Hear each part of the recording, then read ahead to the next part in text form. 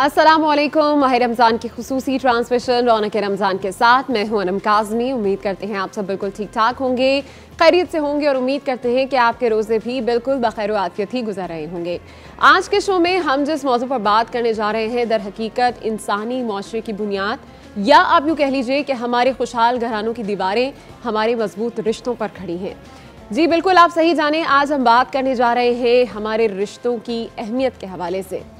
ख़ासकर हमारे दो तरह के रिश्ते होते हैं। एक वो रिश्ते होते हैं जो हमें अल्लाह ताला की तरफ से अता किए गए होते हैं। ये वो रिश्ते होते हैं जिनके चुनाव का इख्तियार हमें नहीं होता, बल्कि अल्लाह ताला ने इन्हें हमारे वालिदैन, औलाद, बहन भाई की सूरत में हमें अता किए होते हैं। पर कुछ रिश्ते वो होते हैं कि जिनके चुनाव का इख्तियार खुदा ताला ने हमें ख़ुद दिया होता है और हम दुनिया में आने के बाद अपने ये रिश्ते नए रिश्ते बनाते हैं, जिसमें हमारा शौहर होता है, सास ससुर होते हैं, इसी तरह दामाद होते हैं। तो ये मुख्तलिफ नए रिश्ते जो हम अपनी ज़िंदगी में बनाते हैं, ख़ासकर आज हम इन पर बात करने जा रहे हैं। कोई भी रिश्ते हों, चाहे वो आपके ब्लड रिलेशंस हो या आपके जो आप नए रिश्ते बना रहे हो आपके स्टेप रिलेशंस हो, कोई भी रिश्ता चलाने के लिए, उनको एहसन तौर पर चलाने के लिए सबसे ज़्यादा ज़रूरी होता है आपका इखलाक, आपकी मोहब्बत और आपका एहसास। किसी भी रिश्ते में अगर एहसास नहीं है, इखलाक नहीं है, मोहब्बत नहीं है, तो वो रिश्ते की बुनियाद बहुत ज़्यादा खोखली हो जाती है। तो बहुत ज़रूरी होता है कि इन रिश्तों में हमें इन चीज़ों का ख्याल रखकर चलना चाहिए। लेकिन ख़ासकर वो रिश्ते जो हम दुनिया में आने के बाद बनाते हैं, उन रिश्तों में ज़रा ज़्यादा हमें एहतियात बरतने की ज़रूरत होती है। तो आज के शो में हम उन रिश्तों के हवाले से बात करने जा रहे हैं कि जो हमारे इस दुनिया में आने के बाद बनते हैं, जिनके चुनाव का इख्तियार खुदा ताला ने हमें ख़ुद दिया है। चूँकि होता कुछ यूँ है कि जब आप अपने वालिदैन के पास होते हैं तो वालिदैन चूँकि आपको पैदा करते हैं तो वो आपको बचपन से जानते हैं, किस तरह से आपको पाला है, किस तरह से पोसा है। लेकिन जब कभी आप किसी नए घर जाते हैं, नए लोगों में जाते हैं या नए रिश्ते बनाते हैं, तो वो लोग आपकी आदतों से उस तरह से वाकिफ़ नहीं होते, तो बहुत से इख्तलाफात भी पैदा होते हैं, अंडरस्टैंडिंग में वक्त भी बहुत ज़्यादा लग जाता है। और ऐसे में अगर किसी किस्म की नाचाकी हो जाए तो फिर वो आपकी आगे आने वाली ज़िंदगी को बहुत बुरी तरह से असरअंदाज करती है। तो इन तमाम चीज़ों को मद्देनज़र रखते हुए आज का हमने जो शो है और आज का जो टॉपिक है वो डिज़ाइन किया था, ताकि हम ये जान सके कि जो नए रिश्ते हमारी ज़िंदगी में बनते हैं, हम उनको कैसे एहसन तौर पर अपने साथ ज़िंदगी में लेकर चल सकते हैं। इस हवाले से आज के शो में हम बातचीत करेंगे और कुछ शरई मसले जो इस हवाले से हैं, आप भी उसमें हमारे साथ पार्टिसिपेट कर सकेंगे अपनी कॉल्स के थ्रू। तो हमारे साथ आज के शो में मुफ्ती साहब भी मौजूद होंगे, उनसे हम इस टॉपिक पर गुफ्तगू भी करेंगे। साथ साथ हमारे साथ शो में होंगे शेफ़ जो कि हमें मज़ेदार सी रेसिपीज़ भी बनाकर बताएंगे। लेकिन यहाँ वक्त हुआ एक ब्रेक का, कहीं मत जाइएगा, आप हमारे साथ रहिए।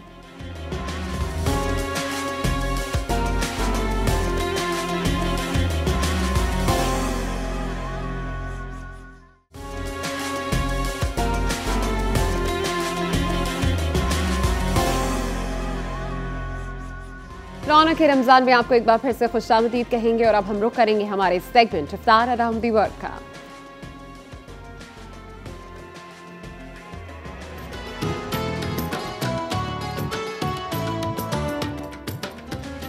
हमारे सेगमेंट में हमारे साथ मौजूद हैं शेफ़ मुमताज़ बीच लग्जरी से। उन्हें वेलकम कहेंगे। अस्सलाम वालेकुम, कैसे हैं आप? सलाम, आप ठीक, आप कैसी हैं? अल्हम्दुलिल्लाह बिल्कुल ठीक ठाक। क्या लेकर आए हैं आज आप हमारे लिए हमारे सेगमेंट में? बिल्कुल, आज हम फत्ता बनाएंगे। फत्ता बनाएंगे। लेयर है एक प्लांट्स और मिन्स मीट की। अच्छा। हाँ, और ये लेबनीज है। लेबनीज थोड़ा डिफरेंट आपको मिलेगी ये चीज़ आज। राइट। अभी तक हमने शो में लेबनीज तो नहीं बनाया, राइट? एक बनाया है। एक बनाया है? हाँ, एक बनाया है। ठीक है। आई थिंक वो लैम्प में हमने कुछ बनाने की कोशिश की थी, राइट? जी। और हमने शेफ मुमताज़ के साथ ही वो बनाया था। तो आज हम देखते हैं कि क्या बन रहा है और क्या क्या चीज़ें इसमें डलेंगी। बिल्कुल, आप फत्ता अबरजीन बनाएंगे हम।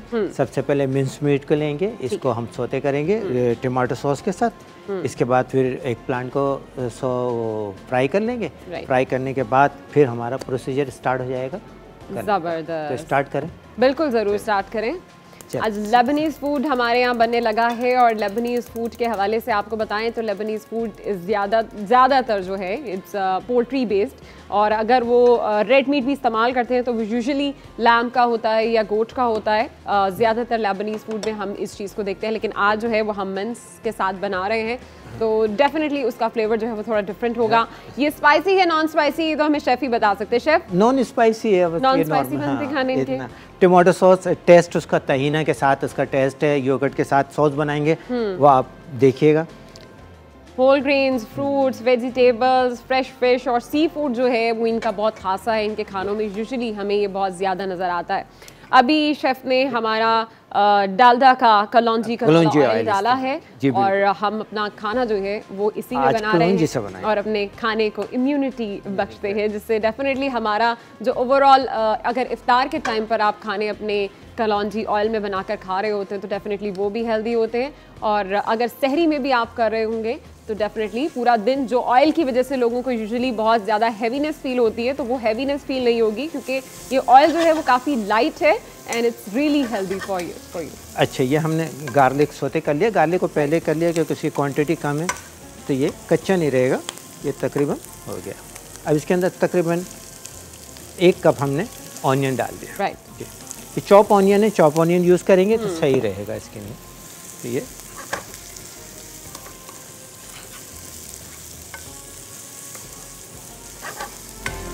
इससे पहले मुझे याद आ गया, हम लोगों ने बाबा गुनूश में बनाया था, वो भी लेबनीज फूड था, राइट? बिल्कुल बिल्कुल।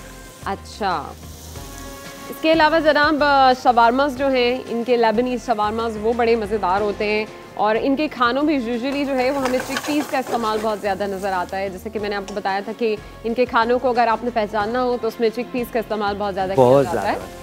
और हमने जो लास्ट टाइम बनाया था एग प्लांट के साथ भी एक डिश बनाई थी। जी बिल्कुल, राइट, वो भी एग प्लांट के साथ, वो भी एग प्लांट के साथ। और आज जो हम बना रहे हैं वो भी एग प्लांट के साथ। अच्छा, उसके अलावा हम लोग यूजुअली समझते हैं कि अरब की एक बड़ी खास डिश हमस जो है वो बेसिकली उसको भी वो भी लेबनीज से ही ओरिजिनेट हुई थी और लेबनीज से ही हमस जो है वो निकला था।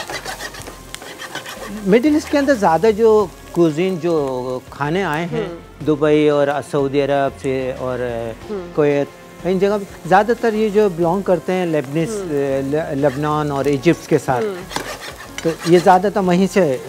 अच्छा, बकलावा जो है जो बहुत ही मज़ेदार से एक स्वीट डिश है वो भी लेबनीज ही है। वो भी लेबनीज ही है जनाब। देखें कितनी ऐसी चीज़ें हैं जो हमें अभी तक पता नहीं है। हम खाते बड़े शौक से, यहाँ पर हमारे यहाँ पाकिस्तान में भी लोग बकलावा बहुत शौक से खाते हैं, लेकिन बकलावा भी लेबनीज से निकला है। बिल्कुल।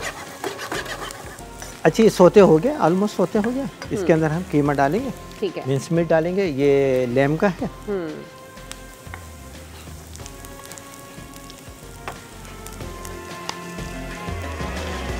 ये तकरीबन 500 ग्राम है जी।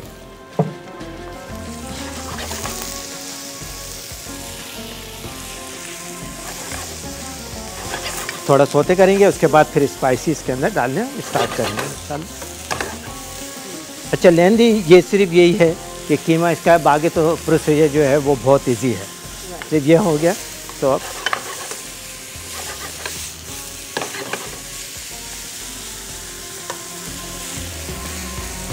हमने इसमें गार्लिक और जिंजर दोनों ऐड किया है। उसके बाद हमने इसमें अनियन ऐड किए हैं एंड देन हमने इसके अंदर मिंस ऐड किया है। ये लोग क्या करते हैं कि पहले सारा मसाला बनाते हैं इंक्लूडिंग टमाटो, आप पूरा मसाला बना लेते हैं उसके बाद कीमे को डालते हैं। लेकिन हमेशा जब भी आप कीमा बना रहे हो तो कोशिश करें कि कीमा हमेशा आप पहले जो है उसको अनियन और गार्लिक और जिंजर के अंदर फ्राई कर ले, ताकि उसकी जो तमाम से स्मेल है वो ख़त्म हो, वो भी ख़त्म हो जाएगी और ये अच्छा फ्लेवर ऑब्जर्व कर लेगा कीमा जो है।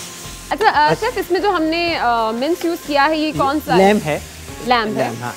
मटन भी कर सकते हैं, अगर मटन नहीं है बीफ कर लें, और बिल्कुल ही दोनों तीनों चीज़ें नहीं है तो फिर चिकन पे आ जाइए, फिर चिकन पर आ जाइए। अच्छा, ये हो गया हमारा। इसके बाद हम तो सॉल्ट डालते हैं, सॉल्ट डाल दिया है। अच्छा, सिनेमन पाउडर है थोड़ा, सिनेमन पाउडर डाल दिया, ½ टीस्पून ज़्यादा। इसके अलावा ये ब्लैक पेपर है, ये भी ½ टीस्पून डाल दिया हमने। अब ये है 1 टीस्पून हमने क्यूमिन पाउडर डाल दिया, क्यूमिन पाउडर। अब इसको थोड़ा सोते कर लेंगे हम। सोते करने के बाद फिर इसके अंदर टमाटो सॉस मिला के इसको फिनिशिंग की तरफ जाएंगे।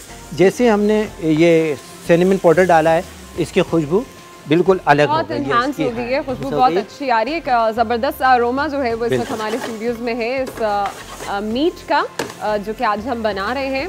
मज़ेदार सी इसकी खुशबू आ रही है, बहुत अच्छा। अच्छा, ये कितनी देर तक हम लैम्ब को इस तरह फ्राई करते हैं? ये देख लीजिए पानी इसका ड्राई हो जाए, जो वाटर जो इसका है जो वो ड्राई हो जाए, उसके बाद क्योंकि हमें फिर टमाटो डालना है, टमाटो पेस्ट गलेगा, फिर उसके अंदर वो इसको गल जाएगा। ऑलमोस्ट कीमा तो गल ही जाता है ज़रा से 5 से 10 मिनट में अच्छी हीट के ऊपर। ये देखिए ये हो गया, तकरीबन हो गया ही। अब इसको हम टमाटो प्यूरी डाल के इसको हम थोड़ा सा पका लेंगे। 1 कप डाला है जी। अब इसके अंदर मॉइस्चर आ जाएगा जिसकी वजह से ये प्रॉपर्ली पक जाएगा। हाँ प्रॉपर्ली। अच्छा जब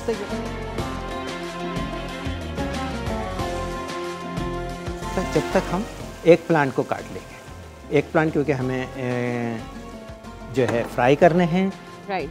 तो चलिए जब तक हमारी ये डिश रेडी होती है, जब तक हमारा ये टमाटोज जो हैं वो इसके अंदर प्रॉपर्ली मिक्स हो जाते हैं हमारी डिश के अंदर, तब तक के लिए हम लेते हैं यहाँ पर एक छोटी सी ब्रेक। कहीं मत जाइएगा, आप हमारे साथ रहिए।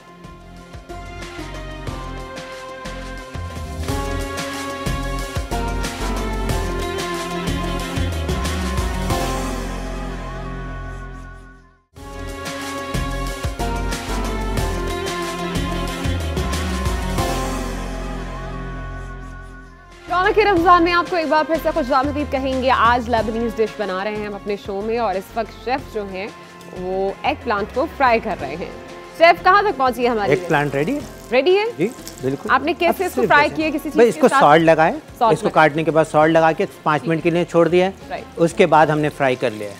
लेकिन फ्राई के बाद भी हम सॉल्ट डालेंगे, ठीक है, ताकि इसका बैलेंस रहे डिश के अंदर, इसका सॉल्ट बैलेंस हो। आप देख सकते हैं कि किस तरह से हमारी जो एग प्लांट है हमने उसको कितना फ्राई करना है, क्योंकि यूजुअली अगर आप इसको ज्यादा फ्राई करें तो जल जाता है, लेकिन हमने इसका कलर जो है बिल्कुल लाइट सा ब्राउन करना है। बिल्कुल। ये हमारा एग प्लांट हो गया, रेडी हो गया। इसको हम साइड में करेंगे, थोड़ा सॉल्ट इसके ऊपर डाल देते हैं, उसके बाद इसको साइड में कर देते हैं। ठीक है। असल चीज़ है इसकी है सॉस, जो हम बनाने जा रहे हैं। ये इससे बनेगी सॉस? नहीं, सॉस ये बनेगी। ठीक है, बनेगी। आपको बताएं कि हमने इसको डीप फ्राई किया है अपने डालडा कलौंजी कनौला ऑयल के अंदर, और इसी हवाले से आपको बताएं कि आप इस माह रमज़ान में डालडा कलौंजी कनौले के इस्तेमाल के ज़रिए उम्रे के टिकट्स भी हासिल कर सकते हैं। डिटेल्स के लिए आपको डालडा के सोशल मीडिया पेज को भी विजिट करना होगा। तहीना ये क्या है? ठीक है, तहीना हमने इसको थोड़ा सा इसको लाइट करेंगे, थोड़ा पानी डाल के। तहीने में जितना पानी जाएगा ये होता रहेगा जी। तो पानी इसके हिसाब से डालिए ताकि इसके लिक्विड हो जाए। देखिए दोबारा थिक होना शुरू हो गया ये देखिए ये हो गया थिक दोबारा, ठीक है। ये इसको थोड़ा सा हम और पानी डालेंगे। इजीली अवेलेबल होता है? बिल्कुल मार्केट में अवेलेबल है, अब तो ज़्यादा इजी मिल जाता है। पहले थोड़ा सा डिफ़िकल्ट था मिलना, लेकिन अभी बहुत इजीली मिल जाता है। ये हम अब करेंगे, विस्क का इस्तेमाल करेंगे, क्योंकि हमें इसके अंदर योगर्ट भी डालनी है, कोई ज़्यादा वो नहीं है। ये लीजिए, ये बिल्कुल सही हो गया। ये साइड में करेंगे। जब तक हम इसकी सॉस बना रहे हैं तब तक आपको बताएं कि आप लोग भी हमारे साथ इस शो में पार्टिसिपेट कर सकते हैं through your calls. Television screen पर आपके नंबर आ रहा होगा, आप अपना नंबर इस नंबर पे कॉल करके हमसे बात कर सकते हैं। कोई शेफ़ से फरमाइश करना चाहेंगे तो वो भी आप कर सकते हैं, और उसके साथ साथ आपको ये भी बताएं कि इस माह मुबारक में डालडा जो है वो आप लोगों के लिए एक ऐसा तोहफा लेकर आया है कि जिसके थ्रू आप उम्रे के टिकट्स जीत सकते हैं। इसकी डिटेल्स के लिए आपको डालडा के पेज को भी विजिट करना होगा। अच्छा, ये योगर्ट डाल दिया हमने इसके अंदर, तहीना के अंदर सिर्फ योगर्ट डाल दिया। ये सॉल्ट है, ओके, सॉल्ट डाल दिया, सॉल्ट थोड़ा है। सॉल्ट के बाद इसके अंदर क्यूमिन पाउडर है, क्यूमिन पाउडर डाल दिया। देखिए 1/2 टीस्पून है, ठीक। अगर 1/2 टीस्पून से ज़्यादा डलेगा मैं आपको बता दूंगा कि अच्छा, अब डालेंगे थोड़ा सा हम इसके अंदर गार्लिक भी तकरीबन हम 1 टीस्पून ले लेंगे। एक टीस्पून ले लेंगे बस। अच्छा, बहुत टेस्टी होगा जी। कर सकते हैं, बिल्कुल कर सकते हैं, बिल्कुल कर सकते हैं। ये धनिया है, कोरिएंडर चॉप है, कोरिएंडर चॉप डाल दिया इसके अंदर।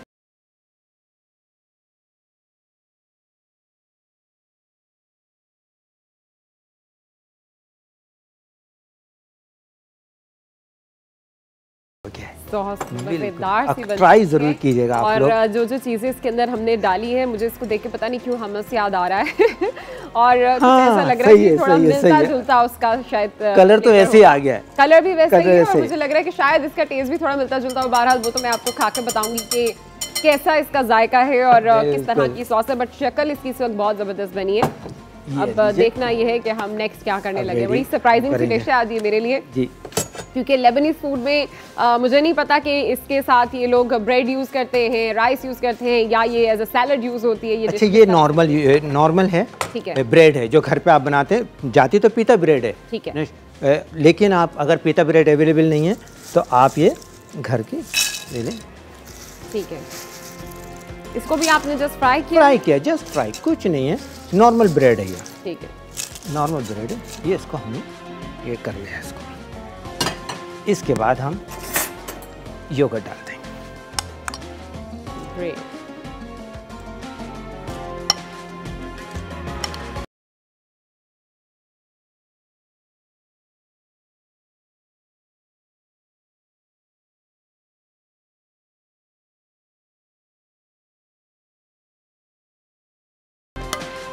ये योगर्ट डाल दिया हमने, राइट, टहीना सॉस जिसे कहते हैं वो डाल दिया है हमने। अच्छा, इसके बाद हम एक प्लांट ले लेंगे। एक प्लांट को अरेंज करेंगे अच्छा से।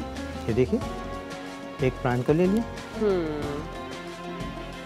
जैसे हम यूजुअली अपने स्टेक्स वगैरह खाते हैं तो उसके साथ हमारे वेजिटेबल्स सर्व होते हैं, इसी तरह आई थिंक लेबनीज में एग प्लांट का बड़ा बेहतरीन तौर पर इस्तेमाल किया जाता है और है भी अच्छा ये एग प्लांट्स के लिए। ये जो डिशें हैं, जितनी भी एग प्लांट से कंसर्न है लेबनीज और इजिप्ट का, बहुत ज़्यादा ये पसंद करते हैं एग प्लांट्स को। एग प्लांट्स के अंदर आपको डिफरेंट टाइप्स ऑफ तरीके से। अच्छा, ये हमारा कीमा ये रेडी हो चुका है, राइट। थोड़ा सा हम ये ले लें, थोड़ा गरम करेंगे ज़्यादा नहीं। ये हो गया।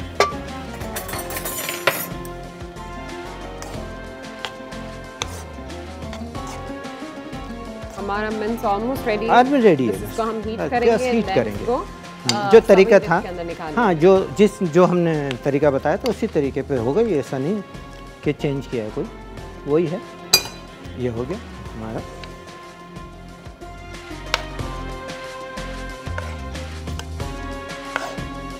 वाओ, बहुत ही इंटरेस्टिंग सी आज हमने ये डिश बनाई है और इजीली मेरा ख्याल है कि जो आपके घर में सारी चीज़ें हैं, हम लोग घर में एग प्लांट भी यूज़ करते हैं, मिंस भी यूज़ करते हैं, उसके अलावा जो नीचे हमने ब्रेड लगाई है वो ब्रेड भी इजीली हमारे घरों में अवेलेबल होती है। तो कोई भी ऐसी चीज़ नहीं है जो हमारे पास घरों में यूजुअली मौजूद नहीं होती, तो आप इजीली इसको अगर चाहें तो अभी बनाकर भी खा सकते हैं। बिल्कुल बिल्कुल।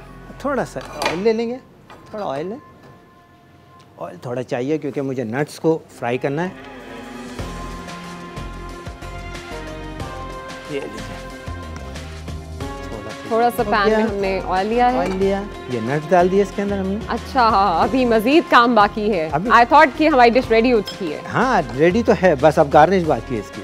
गार्निशिंग में भी जनाब बड़ी इंटरेस्टिंग चीजें यहाँ पर रखी हुई हैं। पोमेग्रेनेट पड़ा हुआ है और नट्स है यहाँ पर, तो गुड़ भी पड़ा हुआ है। गुड़ भी है। ओहो, बहुत ही मजेदार सा भाई फ्लेवर आज हम खाने जा रहे हैं। आज आप बहुत अच्छी अफ्तार करने जा रहे हैं। हाँ, और मेरा ख्याल है बहुत हेल्दी भी है। इसमें मिंस है और फिर नट्स है, फिर फ्रूट्स भी है, everything all together I think.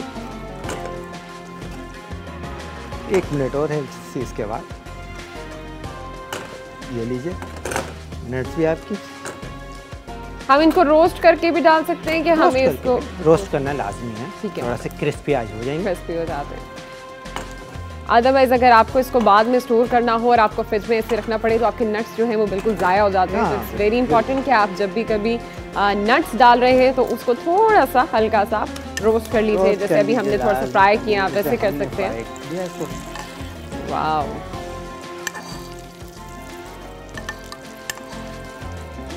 ये हो गया हमारा। इसके बाद ये है हमारा ये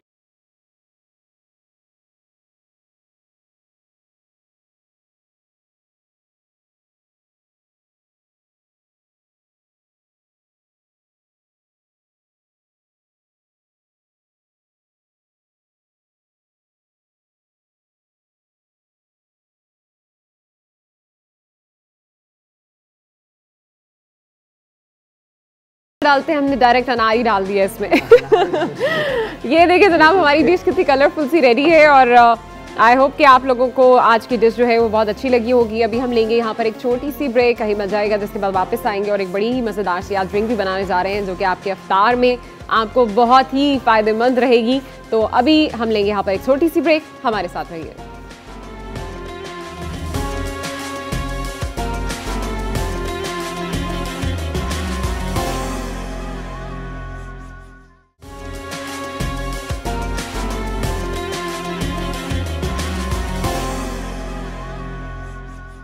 रौनक के रमज़ान में आपको खुशामदीद कहेंगे। लाहौर इस्लामाबाद में अजान हो चुकी है, कराची में भी कुछ ही देर बाद अजान हो जाएगी। अभी हमारी रेसिपी तो ऑलमोस्ट रेडी है, लेकिन ड्रिंक रह चुकी है। ड्रिंक की जाने पड़ेंगे। शेफ, क्या ड्रिंक बना रहे हैं हम और क्या क्या इसमें डलेगा? 7 Up cucumber and mint cooler बना रहे हैं। ओके, इसमें आइस जाएगी, 7 अप, मिंट है और लेमन जूस है और शुगर है। जैसे ही अपने नाम से वाज़ेह है कि कूलर है तो डेफिनेटली आपको वो जो ठंडक है वो ज़रूर इससे मिल जाएगी। ऑब्वियसली इसके अंदर मिंट है विच इज़ रियली गुड आपके डाइजेशन में भी, एंड उसके अलावा हम 7 अप इस्तेमाल करेंगे एंड लेमन डाल दिया। लेमन जूस के साथ थोड़ा सा इसको ब्लेंड करेंगे, फिर 7 अप डाल के रेडी कर देंगे।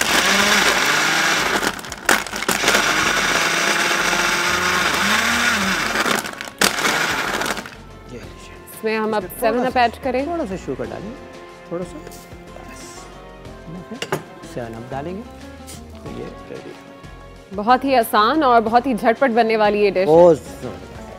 आई मीन ड्रिंक है हमारी डिश, तो भाई बहुत टाइम लगा है, बहुत से इंग्रेडिएंट्स के साथ थी, लेकिन ये हमारी ऑलमोस्ट जो ड्रिंक है वो रेडी है। वो भी रेडी है।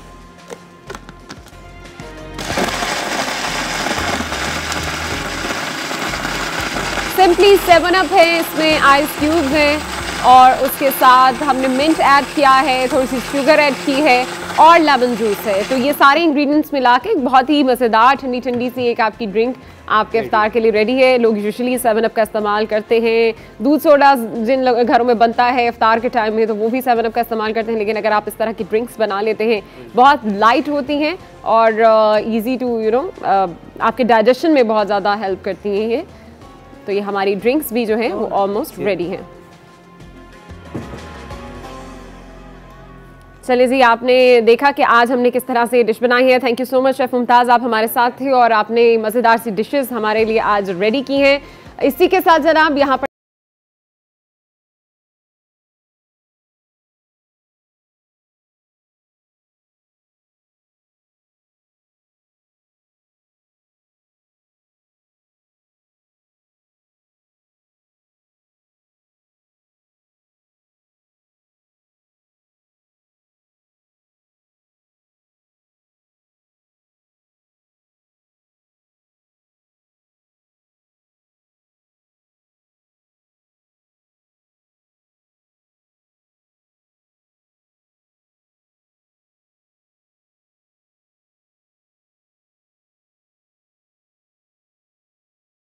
कहेंगे आज हम जिस मौजू पर बात करने जा रहे हैं, जैसे कि मैंने शो के आगाज़ में ही आपको बता दिया था कि आज का मौजू जो है वो बड़ा सेंसिटिव है, लेकिन जितना सेंसिटिव है उतना ही खूबसूरत भी है, क्योंकि वो रिश्ते हैं जो अपनी ज़िंदगी में हम आकर ख़ुद चुनते हैं। आज हम बात कर रहे हैं जनाब स्टेप रिलेशंस के ख़ासकर हवाले से, रिश्तों की अहमियत के ऊपर बात हो रही है और वो रिश्ते जो हम इस दुनिया में आने के बाद ख़ुद चुनते हैं, ख़ुद बनाते हैं और उन रिश्तों को एहसन तौर पर हम कैसे अपनी ज़िंदगी में निभा सकते हैं। दीन इस्लाम वैसे तो जनाब हमें हर एक के साथ अच्छाई और बेहतरीन सलूक का दर्स देता है, लेकिन जो रिश्ते आपसे जुड़े होते हैं, जिनके नफ़ा और नुकसान आपसे जुड़े होते हैं, जिनके साथ आप रहते हैं, उन रिश्तों के साथ आप किस तौर पर अपनी ज़िंदगी को बेहतरीन और एहसन तौर पर गुजार सकते हैं, सब पर आज के शो में हम बातचीत करेंगे। हमारे साथ मुफ्ती सैयद ज़ैकब अली मौजूद है शो में आपको खुशामदीद कहेंगे। कैसे हैं आप? अल्हम्दुलिल्लाह। मुफ्ती साहब, आज का जो टॉपिक है वो बड़ा सेंसिटिव है। बहुत से ऐसे घराने इस वक्त हमें बैठकर देख रहे होंगे जहाँ पर समवेयर इस तरह की घरेलू नाचाकियों की वजह से रिश्तों में बहुत गैप आ जाता है। अगर मैं ख़ासकर बात करूं, हमारे जो रिलेशंस होते हैं जिनको हम स्टेप रिलेशंस कहते हैं, जो कि सास ससुर बनते हैं या बहू और दामाद होते हैं, ये नए रिश्ते जो आपकी ज़िंदगी में जुड़ते हैं, तो इनके हकूक़ क्या है? सबसे पहले तो मैं ये जानना चाहूँगी कि क्या दीन इस्लाम में सास ससुर के भी कोई हकूक़ है? बिस्मिल्लाहिर्रहमानिर्रहीम, अल्लाहुम्मा सल्ली अला मुहम्मद व अला आलि मुहम्मद। बहुत शुक्रिया। इस्लाम ने जो एक फ़ैमिली निज़ाम है उसकी मजबूती के लिए जिस कदर तालीमात इरशाद फरमाई हैं, दुनिया के किसी भी मज़हब में इस हवाले से हमें इतनी ताकीदात और इतनी तालीमात नहीं मिलती। और कुरान करीम में जा बजा फ़ैमिली को और ख़ानदान को मजबूत करने की ताकीद फरमाई गई, और मियाँ बीवी के एक दूसरे से मुताल्लिक़ जो हुकूक़ है उसको बयान फरमाया गया। फिर रिश्तेदारों से मुताल्लिक़ जो हुकूक़ हैं, जो रिश्ता जितना ज़्यादा करीब है उसका उतना ही ज़्यादा हक़ बयान फरमाया गया। वालिदैन सबसे ज़्यादा करीब है तो उनका हक़ बयान फरमाया गया। फिर उनके बाद जो रिश्तेदार है उनका हक़ बयान फरमाया गया। सास ससुर, आप सल्लल्लाहु ताला अलैहि वसल्लम का एक फ़रमान है, हुज़ूर ने फरमाया कि इंसान के 3 वालिदैन हैं, 3 तरह के वालिदैन हैं। एक वो हैं जो जिसने उनको जन्म दिया, यानी हमारे हकीकी वालिदैन हैं। फिर दूसरा फरमाया कि जिसने उसको पढ़ाया, जो तालीम दी, तो वो रूहानी बाप जिसको कहा जाता है। फिर फरमाया कि उसके सास ससुर वो उसके वालिदैन हैं। यानी आप सल्लल्लाहु ताला अलैहि वसल्लम इस रिश्ते को इतना खूबसूरत टाइटल अता फरमा रहे हैं कि ये भी तुम्हारे वालिदैन ही हैं, यानी वालिदैन की तरह वो तुमसे प्यार करते हैं। ये जो एक रिश्ता बनता है, हम इस रिश्ते की खूबसूरती देखें, अगर इसको इसके तकाज़ों के मुताबिक चलाया जाए, तरीक़ाकार के मुताबिक चलाया जाए, तो हम देखें कि वो कितनी उन्होंने हमारे साथ कुर्बानी की कि अपनी लख्ते जिगर, अपनी बेटी वो हमारे ब्याह में दे दी, वो हमारे रिश्ते में दे दी, हमारे साथ उसको बांध दिया, एक अजनबी माहौल में भेज दिया उसको। तो वो कितनी कुर्बानी करने वाले हैं और कितनी अच्छाई करने वाले हैं। तो फरमाया कि वो तुम्हारे वालिदैन हैं। जिस तरह अपने वालिदैन के साथ हुस्न सलूक और भलाई का मामला करते हो, और जिस तरह तुम अपनी बीवी से ये तकाजा करते हो, ये चाहते हो कि मेरी बीवी, मेरी ज़ौजा मेरे वालिदैन के साथ अच्छी रहे, तो इसी तरह तुम अपनी बीवी के वालिदैन के साथ अच्छे रहो। यानी ये मुकाफ़ात अमल का सिलसिला है कि अगर हम अपनी ज़ौजा के वालिदैन के साथ अच्छाई करेंगे तो वो हमारे वालिदैन के साथ अच्छाई करेगी, और दोनों में से किसी एक की तरफ से भी अगर कोताही होगी तो यकीनन उसका मुकाफ़ात अमल का वही सिलसिला होगा कि दूसरी तरफ से खुद ब खुद कोताहियाँ शुरू हो जाएंगी। तो दोनों अतराफ़ में ये हुकूक़ का लेन देन और हुकूक़ का एक तबादला रखा है। अगर हम चाहते हैं कि हमारे वालिदैन के साथ, अगर बीवी चाहती है कि मेरे वालिदैन के साथ मेरा शोहर अच्छा बर्ताव करे, उसने सुलूक का मामला करे, तो वो शोहर के वालिदैन के साथ करे, अल्लाह ताला खुद ब खुद उसके दिल में मोहब्बत पैदा फरमा देगा। बड़ी खूबसूरत बात की है। और जैसे कि मुफ्ती साहब ने कहा कि मुकाफ़ात अमल होता है कि जो आप करते हो, जैसा आप बोते हो, वही आपको बाद में काटना भी पड़ता है। मुफ्ती साहब, जब कभी एक लड़की नए घर शादी कर कर जाती है तो नए रिश्ते निभाने उसके ऊपर ज़िम्मे पड़ जाते हैं, और रिश्तों को निभाना जो है ऐसे तरीके से, ये एक बहुत बड़ा उसके लिए समवेयर आजमाइश भी बन जाती है, क्योंकि घर में मुख्तलिफ अफराद होते हैं, तो मुख्तलिफ लोगों के मुख्तलिफ रवैये होते हैं, मुख्तलिफ मिजाज होते हैं, सब कुछ समझना होता है। तो एक औरत से ज़्यादा एक्सपेक्ट किया जाता है कि वो चीज़ों को कॉम्प्रोमाइज़ करे या समझे और बड़ी खामोशी के साथ अपने रिश्तों को ऐसे तरीके से लेकर चले। लेकिन दूसरी जानिब जो दामाद होता है उसकी अपनी ससुराल में कोई स्टेक्स नहीं होते, वो वहाँ रहता भी नहीं है, वो वहाँ जाता भी बहुत मतलब ओकेजनली जाता है। तो ऐसे में दामाद के अपने इन लॉज के साथ रिलेशंस कैसे होने चाहिए, किस तरह से होने चाहिए? हम शोहर की जो हैसियत है ना, इस तौर पे हम देखें कि उसके ससुराल वालों ने, यानी उसकी बीवी के वालिदैन ने अपनी सबसे प्यारी चीज़ उसके साथ उसको जोड़ दिया। तो अब वो जो इतनी कुर्बानी करने वाले हैं, इतनी अच्छाई करने वाले हैं, तो अच्छाई का जवाब अच्छाई से दिया जाए, और अच्छाई का जिस कदर वो अच्छाई के साथ जवाब देगा, ये रिश्ता मज़ीद मजबूत होगा।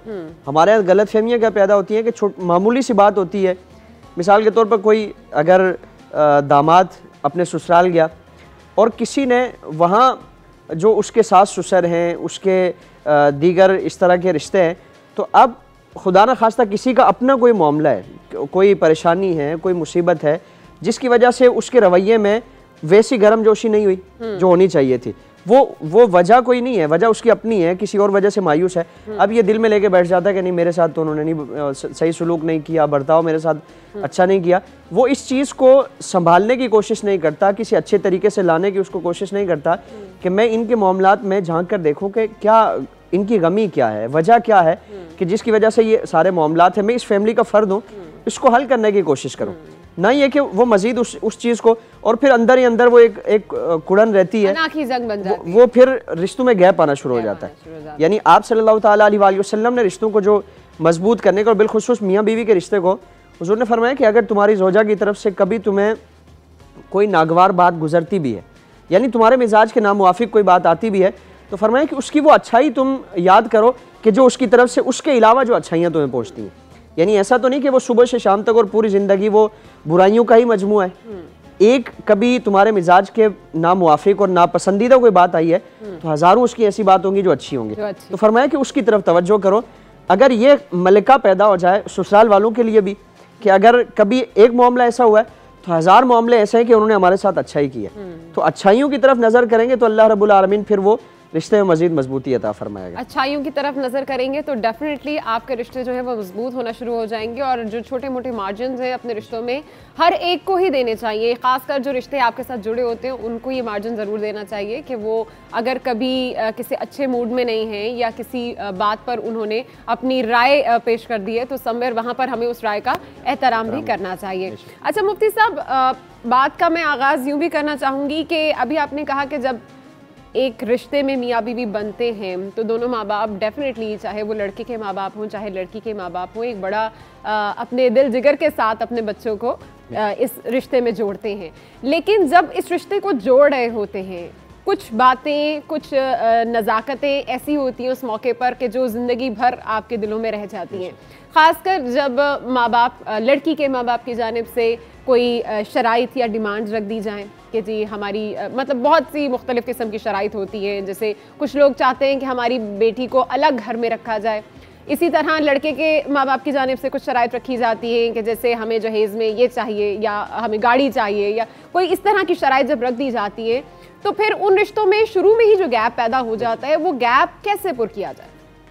अब ये इब्तिदा से ही अगर ऐसा यानी वो रिश्ते को खोखला कर दिया, आपस में गलत फहमियाँ और खींचातानी का एक माहौल शुरू कर दिया, ये दोनों रवैये नापसंदीदा और बिल्कुल शरन इसकी इजाज़त नहीं है। एक तो ये कि जहेज़ का मुतालबा करना, ये तो इंतहाई सरासर जुल्म और ज़्यादती का मामला है कि लड़की के वालिदैन से इस तरह का कोई भी तकाजा नहीं किया जा सकता। हमें दीन में जो ताकीदात मिलती हैं वो महर का मामला है कि वो शोहर देगा, बाकी इसके अलावा बीवी के घर वालों से किसी भी एक पाई का भी तकाजा नहीं किया जा सकता कि वो दें। यहाँ तक कि उन पर यह भी लाजिम नहीं है कि वो शादी का खाना खिलाएं। अच्छा, यानी वलीमा जो है, जो असल शादी की दावत है, वो शोहर के ज़िम्मे है, वो बीवी के वालिदैन पर उसकी जिम्मेदारी नहीं है। दूसरी बात यह कि लड़की के वालिदैन की तरफ से ये तकाजा किया जाता है कि मकान अलग लेके देना है, तो अभी तो उसने घर में कदम नहीं रखा, वो उस घर में गई नहीं है, उसने घर के माहौल को देखा नहीं है, और फिर वहाँ उसके लिए शायद आसाइशें ही आसाइशें हों। यानी सास ससुर शायद वो अपनी बेटी से ज़्यादा बढ़कर उसको चाहें, लेकिन हम पहले से ही ससुराल में उसके लिए एक ऐसा माहौल बना रहे हैं कि नहीं, हमें तुम्हारे साथ नहीं इसको रखना, हमें अगर हमारी बच्ची इस घर में जाएगी तो वो तुमसे अलग रहेगी। तो ऐसे इस तरह के माहौल बना के और इस तरह के मामलात करके हम पहले से रिश्ते को खोखला कर देते हैं। लड़की का जो हक है, किसी भी घर में वो जाए, कहीं भी उसकी शादी हो, तो उसकी सेपरेशन का उसका हक है कि जहाँ उसकी प्राइवेसी मुतासिर ना हो, उसके लिए अलग कमरा हो, अलग उसका रहना सहना, बिल्कुल जहाँ से उसके यानी कि सारे मामला जुमला ज़िंदगी से उसके जुड़े हुए जितने मामलात हैं वो बिल्कुल महफूज हों, पर्दे का ख्याल रखा जाए, बेपर्दगी ना हो घर में, यानी कि उसको ऐसा इंतज़ाम किया जाए। तो अगर जैसे जॉइंट फैमिली सिस्टम है उसमें भी उसके पर्दे का ख्याल रखा जाए। ऐसा अगर शोहर की तरफ से उसको दिया जाता है तो इससे ज़्यादा वो तकाजा नहीं कर सकती, और इससे ज़्यादा अगर तकाजा करेगी तो वो शरन उसको मानना शोहर पर लाजिम नहीं है। और माँ बाप की तरफ से अगर उसकी सपोर्ट करेगी तो यकीनन ये रिश्ते को बिगाड़ने वाला और रिश्ते को कमज़ोर करने वाला अमल है, इससे ज़्यादा कुछ नहीं है। अब हम आ जाएंगे इसके बाद, अब एक छोटी सी ब्रेक लेते हैं, लेकिन ब्रेक के बाद हम आएंगे उस सिचुएशन पर कि जब मियाँ बीवी शादी करके एक घर में आते हैं तो फिर रिश्तों के कुछ तकाजे होते हैं जो उन्हें साथ साथ निभाने पड़ते हैं, और ऐसे में सबसे ज़्यादा जो बंदा सफ़र करता है वो शौहर होता है, क्योंकि एक तरफ बीवी की भी सुननी पड़ती है और दूसरी तरफ माँ की भी सुननी पड़ती है। तो ऐसे में बैलेंस कैसे किया जाए, कैसे आप इन चीज़ों के दरमियान एक बहुत मॉडरेट और अच्छा बैलेंस रख के चल सकते हैं, सफ़र हम शो में बात करेंगे। लेकिन यहाँ वक्त तो एक ब्रेक का, कहीं मत जाइएगा, हमारे साथ रहिएगा।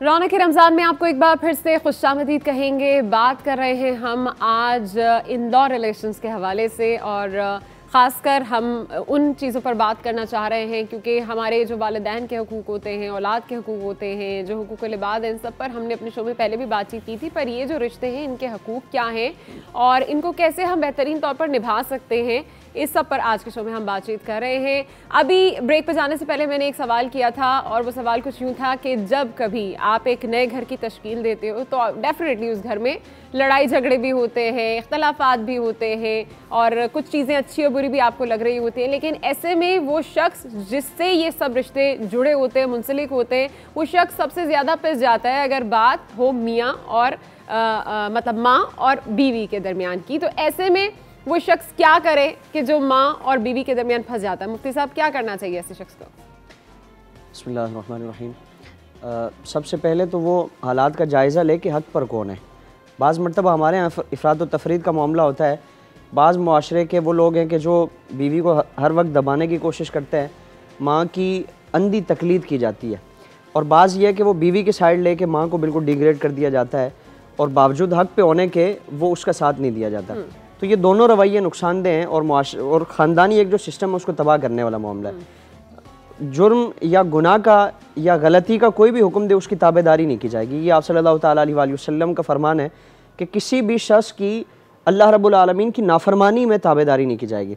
तो हम देखें कि जो उनमें से गलती पर है, अगर बीवी की गलती है तो उसको समझाने की कोशिश करें, एक तरीके से उसको समझाने की कोशिश करें और एक रवैया अच्छा रखेंगे, उसके भी हुकूक को पूरा करेंगे तो इंशाअल्लाह अल्लाह ताला उसकी बरकत अता फरमाएगा। और अगर वालदा की तरफ से खुदा न खास्ता कोई मामला है, अगर वो हक़ पर नहीं है तो उनको बिल्कुल ही यकसर तौर पर नज़रअंदाज न कर दिया जाए। एक अदब और एहतराम के दायरे में रहकर और उनसे ये सारे मामलात वो अर्ज़ किए जाएँ और उनसे सारे मामलात वो किए जाए तो इंशाअल्लाह, लेकिन किसी की तरफ से अंधी तकलीद ना की जाए या किसी की अंधी सपोर्ट ना की जाए, हक़ का साथ दिया जाए तो अल्लाह ताला इसकी बरकत अता फरमाएगा। और नबी अकरम सल्लल्लाहु अलैहि वसल्लम ने इस हवाले से इरशाद फरमाया कि अगर कोई शख्स हक़ पर होने के बावजूद भी अपना हक़ छोड़ देता है तो फिर खुदा ताला क़यामत के दिन उसके जन्नत के घर का ज़ामिन होगा। नबी अकरम सल्लल्लाहु अलैहि वसल्लम ने ख़ासकर ये बात इस वजह से भी की है क्योंकि यूजुअली लोग अपने हक़ और हकूक़ की खातिर जंग में इतने आगे चले जाते हैं कि वो रिश्तों का एहतराम बीच में ख़त्म करते चले जाते हैं। तो अगर आप कभी किसी वजह से किसी के एहतरामन या अखलाकन भी अपनी बात से पीछे हट रहे हैं तो नबी अकरम सल्लल्लाहु अलैहि वसल्लम ने इस बात की खुद से ज़मानत भी दी है। अब मैं उन वालिदैन का जिक्र करना चाहूँगी कि जिनके ज़ेरे साए ये बच्चे अपने घर बार को लेकर चल रहे होते हैं, यानी सास ससुर हों, चाहे लड़की के हों चाहे लड़के के हों। किस तरह से अगर मियाँ बीवी के दरमियान झगड़ा हो जाए तो सुलह सफ़ाई के दरमियान उनका किरदार क्या होना चाहिए? सुलह सफ़ाई बड़े हैं तो उनका बड़ा किरदार होना चाहिए और बड़ों का रोल ये है कि अगर छोटे कोई गलती करते हैं तो उसको हर तरीके से उसको समझाने की कोशिश की जाती है। आज मुआशरे में बाज़ माएँ वो हैं, दोनों अतराफ़ से, हम किसी को दोष नहीं देते या किसी पर इल्ज़ाम नहीं लगाते। बाज़ मरतबा लड़के के वालिदैन की तरफ से इस तरह का मामला होता है कि उसको पुश करते हैं कि नहीं तूने डट के रहना है और बिल्कुल मैदान मारना है तूने, और बाज़ मरतबा लड़की को ये ताकीद की जाती है कि तूने झुकना नहीं है, तूने किसी के सामने थोड़ा कमज़ोर नहीं पड़ना वरना तो तेरी नाक वो खाक में मिल जाएगी, तेरी इज़्ज़त नहीं रहेगी। तो इस तरह के रवैये जब पैदा किए जाएंगे तो यकीनन वो जो एक ख़ानदानी सिस्टम है, हमारा फैमिली जो निज़ाम है वो बिल्कुल तबाह हो जाएगा। दोनों अतराफ़ के जो बड़े हैं वो देखें कि गलती किसकी है। अगर बेटी की गलती है तो इस तौर पे नहीं कि मेरी बेटी है तो मैं इसको छुपाने की कोशिश करूं या इसकी पुष्पनाई करने की कोशिश करूं, नहीं। हमारी बेटी हो या हमारा बेटा हो, हमने अल्लाह रब्बुल आलमीन की बारगाह में जवाब देना है। आज अगर गलत फ़ैसलों की वजह से कोई ख़ानदान तबाह होता है तो फिर आप सल्लल्लाहु अलैहि वसल्लम की वो हदीस हमारे पेश नज़र होनी चाहिए कि जो रिश्तों को काटता है, यानी कोई ऐसे माहौल पैदा कर देता है, ऐसे हालात पैदा करता है जिसकी वजह से वो रिश्ता मज़ीद चल नहीं सकता, यानी जो ये पुश करने का मामला होता है और उसकी पुष्पनाई करने का मामला, तो अगर इस वजह से वो रिश्ता चल ना पाया, वो रिश्ता कमज़ोर हो गया, तो आप सल्लल्लाहु अलैहि वसल्लम ने फरमाया कि वो जन्नत की खुशबू तक नहीं सूंघेगा। यानी वो जन्नत की खुशबू जो 600 साल की मुसाफत पर जन्नत की खुशबू महसूस की जा सकती है। तो अगर लड़की के वालिदैन हो या लड़के के वालिदैन हो, उनके रवैये की वजह से, गलत गाइडेंस की वजह से अगर वो रिश्ता कमज़ोर हो जाता है तो यकीनन उसका वबाल उन पर है। तो वो बड़ा रोल, बड़ा रिश्ता उनका बड़ा है तो किरदार भी उनका बड़ा होना चाहिए और जिसकी खामी है उसको दुरुस्त करने की कोशिश करें। इस हवाले से मजीद भी अपनी गुफ्तगू का सिलसिला हम जारी रखेंगे, लेकिन यहाँ वक्त हुआ एक ब्रेक का। कहीं मजा आएगा, हमारे साथ रहें।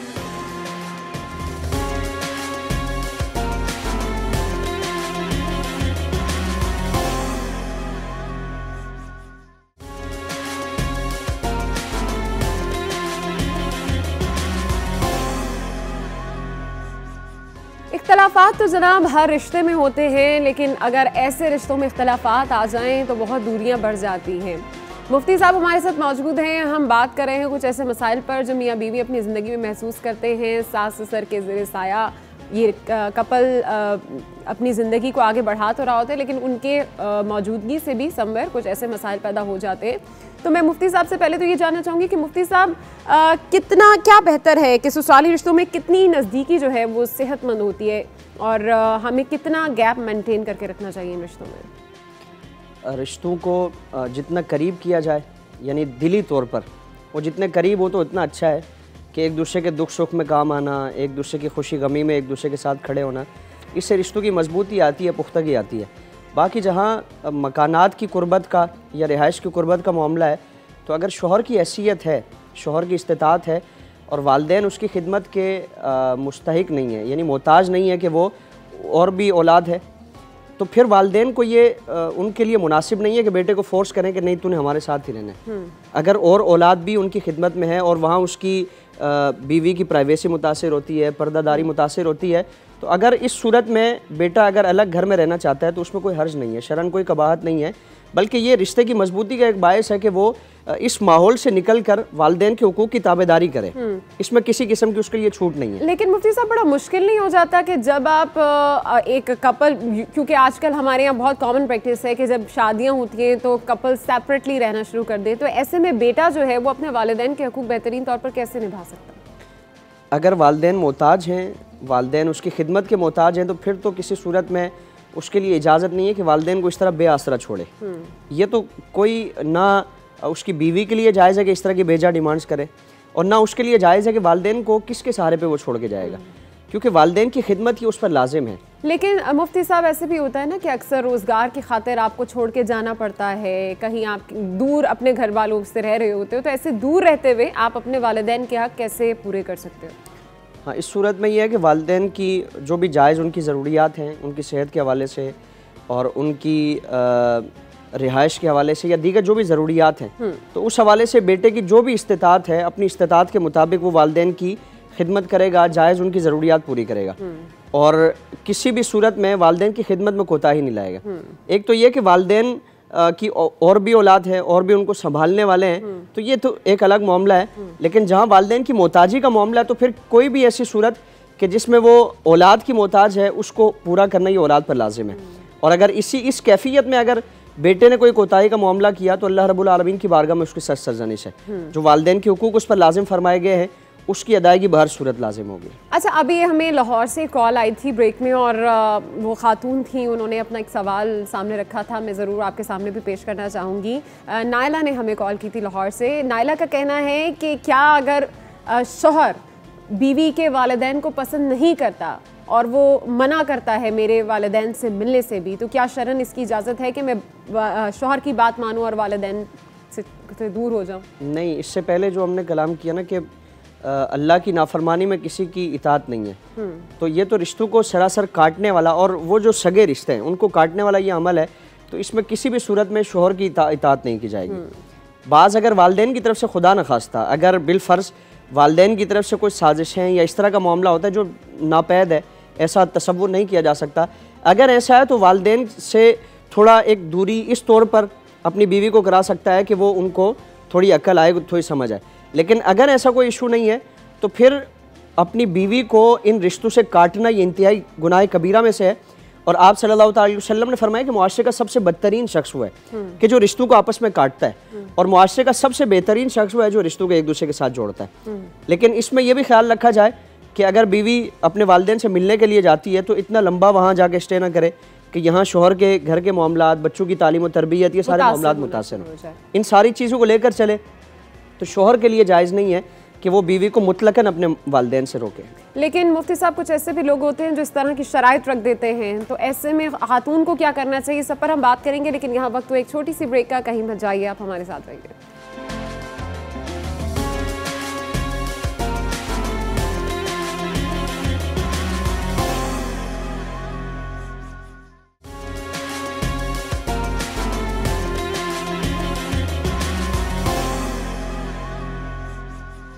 सब्र और बर्दाश्त हर रिश्ते का तकाजा है, चाहे वो मियाँ बीवी का हो, चाहे वो सास और बहू का हो, या फिर सास और दामाद का हो, ससुर और दामाद का हो। तो इन रिश्तों में सब्र और बर्दाश्त बहुत ज़रूरी है अगर आपने उन रिश्तों को बेहतर तौर पर साथ लेकर चलना है। अभी हम ब्रेक पे जाने से पहले बात कर रहे थे और हमने बात की थी उस शर्त के हवाले से जो अक्सर मर्द की जानिब से रख दी जाती है उस लड़की के वालिदैन से मिलने के हवाले से। अगर पहले तो आपने मुफ्ती साहब बता दिया कि बदतरीन शख्स उसको कहा गया है कि जो रिश्तों में दूरी पैदा करता है, लेकिन हम ज़माने जहालियत में ऐसी चीज़ें आज भी होती हैं कि लोग इस तरह की शराइत रख देते हैं। ऐसे में औरत को क्या करना चाहिए? ना वो अपना घर तोड़ना चाहती है, ना वो अपने वालिदैन को छोड़ना चाहती है, तो उस मौके पर वो औरत क्या करे? इसमें दो सूरतें हैं। एक तो आपने बयान कर दी कि शरीयत उसको जबर वाली ज़िंदगी गुजारने पर मजबूर नहीं करती कि उसके साथ नाइंसाफ़ी हो, जुल्म ज़्यादती वाला मामला हो, फिर भी उसको ताकीद की जाए कि नहीं तूने रहना ही रहना। कुरान ने फरमाया कि अगर दोनों एक दूसरे के हुकूक की पासदारी नहीं कर सकते तो बेहतर यह है कि वो दोनों एक दूसरे से अलग हो जाएं। एक सूरत तो ये है कि अलहदगी इख्तियार कर लें, उससे खुला ले लें। लेकिन अगर वो सब्र करती है, अगर इस मामले को एक बेहतरीन तरीके से हल करने की कोशिश करती है और शोहर की पहले से ज़्यादा, क्योंकि शोहर के दिल में अगर उसकी जगह होगी, उसकी मोहब्बत होगी, तो फिर इस तरह की नाचाकियाँ और पाबंदियाँ नहीं होंगी। तो शोहर की पहले से ज़्यादा बढ़कर अपनी बिसात के मुताबिक खिदमत की कोशिश करे, शोहर के दिल में अपनी जगह बनाने की कोशिश करे। तो शोहर के दिल में उसका बसेरा हो गया तो इंशाल्लाह फिर ये कैफियत नहीं होंगे। लेकिन ये थोड़ा मुश्किल है, मेहनत करेंगे तो इंशाल्लाह फिर ये मामलात हो जाएंगे और फिर जब वो दिल में आ गए तो फिर इंशाल्लाह कोई इस तरह की नाचाकी वाला मामला नहीं होगा। अच्छा मुफ्ती साहब, अक्सर ऐसे भी होता है कि शोहर की जानिब से कह दिया जाता है कि भाई अगर घर में तुम ख़वातीन रहती हो, कोई मसला मसाइल है तो मेरे तक बात नहीं आनी चाहिए। तो ऐसे में जो घर में ख़वातीन हैं उन्हें अपने मामलात को कैसे बेहतरीन तौर पर संभाल कर और तरीके के साथ लेकर चलना चाहिए? ऐसा अगर शोहर है तो वो इंतहाई अक्लमंद है कि क्योंकि देखिए शोहर का मामला ये है कि वो दिन भर मेहनत मजदूरी, बाहर की परेशानियाँ और फिर रात में शाम में घर आए, घर में भी ये चिक चिक हो तो वो फिर वो जहनी तौर पर वो बिल्कुल अपसेट हो जाता है और बहुत ही वो मुतासर हो जाता है।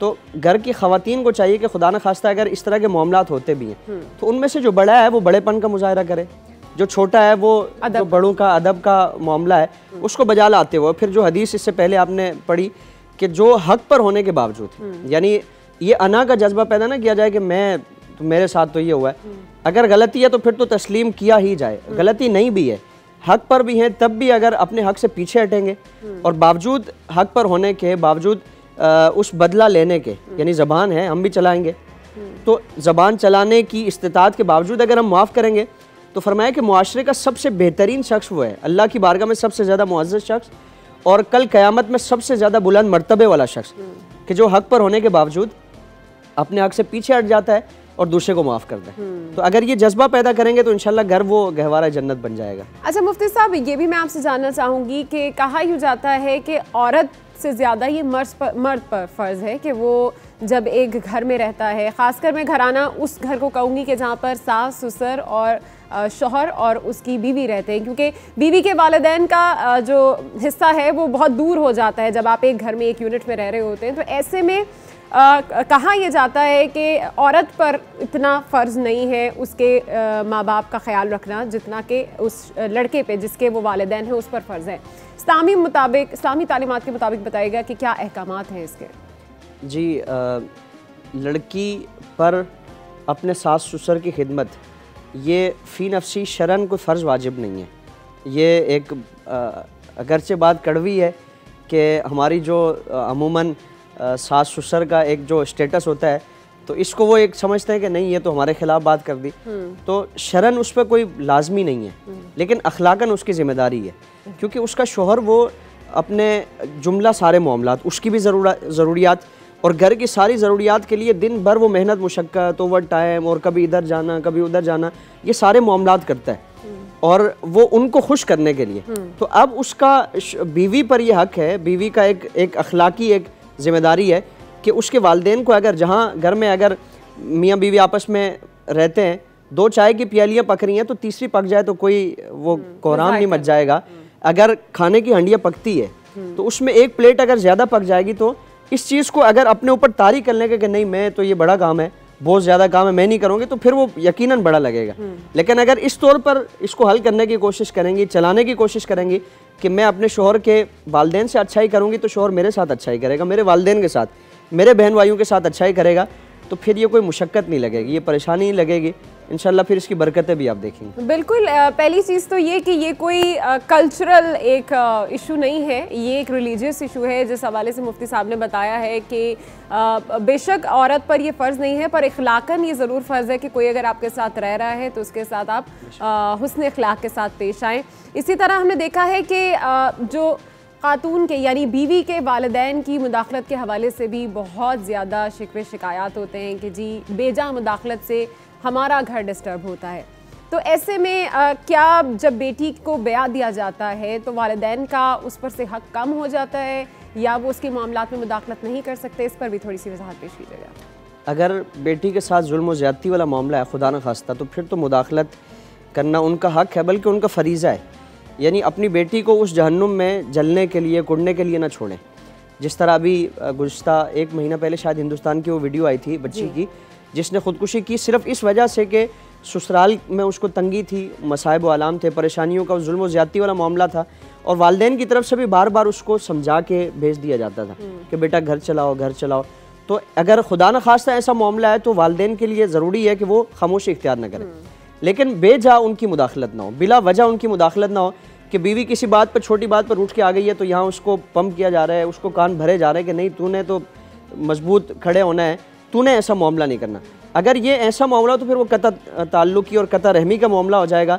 फिर वो गुनाह अलग, आखिरत की जो सज़ा है वो अलग, अल्लाह की बारगाह में जो नापसंदीदगी का मामला है वो अलग, और दुनिया में जो रिश्तों की तबाही का एक जो जिम्मेदार बनेंगे वो अलग हो। तो इस ख़ानदान के फैमिली जो एक सिस्टम है उसकी तबाही बर्बादी का सारा सहरा वो उन्हीं के सर सजेगा अगर अपनी बेटी की बेजा हिमायत की और गुनाह होने के बावजूद, गलती पर होने के बावजूद उसको सपोर्ट किया। ये बड़ा ध्यान रखने वाली चीज़ें होती हैं, बड़ी ध्यान रखने वाली सिचुएशंस होती हैं जिनमें आपको बैलेंस करके रखना, बैलेंस करके चलना बड़ा ज़रूरी है। एक तरफ तो हम जहाँ पर ख़वातीन को शेरी देते हैं समवेयर कि जी हाँ हम तुम्हारे पीछे हैं, बैक पर हैं, वहीं पर कुछ ऐसे वालिदैन भी हैं जो ये भी कहते हैं कि अब अगर तुम उस घर में ब्याह चुकी हो तो फिर उधर से सिर्फ तुम्हारा जनाजा ही आना चाहिए, अदरवाइज़ तुम वापस पलट के, ख़ास कर जब तुम्हारी लड़ाई हो तो ऐसे में तो बिल्कुल भी ना हो। तो वो लड़की भी समवेयर बहुत ही बेयारो मददगार होती है कि जहां आपके सगे रिश्ते भी आपको आपके लिए स्टैंड ना ले रहे हों। तो बैलेंस चीज़ों में रखना बड़ा ज़रूरी है और ये जान लेना बड़ा ज़रूरी है कि जब आप एक नया घर, एक नया रिश्ता शुरू करते हैं तो उसमें आपको आहिस्ता आहिस्ता कॉम्प्रोमाइज़ भी करने पड़ते हैं, अंडरस्टैंडिंग डेवलप करनी पड़ती है। वक्त जो है वो सबसे पहले देना ज़रूरी है हर रिश्ते को समझने के लिए, हर चीज़ को परखने के लिए। हमारा सबसे बड़ा फॉल्ट ये है कि हम अपनी जजमेंट्स पहले कर लेते हैं, रिश्तों को परखते बाद में है। पहले इंप्रेशन को ही लास्ट इंप्रेशन समझ के हम वैसे लेकर चलते रहते हैं। तो बड़ा ज़रूरी होता है कि आप अपने उन तमाम रिश्तों को वक्त दें और जैसे कि मुफ्ती साहब ने कहा कि भाई अच्छाई का बदला अच्छाई ही है, तो डेफिनेटली अगर आप किसी रिश्ते में अपनी पॉजिटिविटी या एफर्ट्स देते हैं तो उसका जवाब भी आपको बिल्कुल वैसा ही मिलेगा। इसी के साथ जनाब ये प्रोग्राम अपने इख्तिताम को पहुंचता है। इंशाल्लाह कल आपसे फिर मुलाकात होगी कुछ नए मेहमानों के साथ, कुछ नए गेस्ट के साथ और शेफ की मज़ेदार सी रेसिपीज़ के साथ। अल्लाह हाफ़िज़।